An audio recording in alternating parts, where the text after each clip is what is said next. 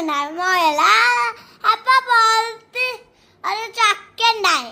ചക്ക വീണത് അണിച്ചു നോക്കുമ്പോ ആകാശം പൊട്ടി വീണ പറഞ്ഞിട്ട് കുക്ക ഉണ്ടായി.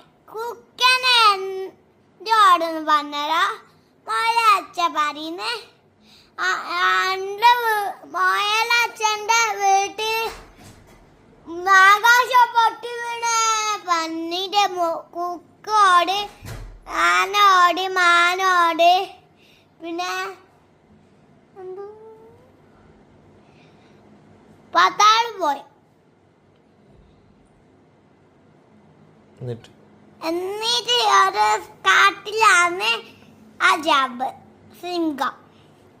അപ്പൊ സിംഹം പറയുന്ന എന്തിന് ഓടുന്നല്ല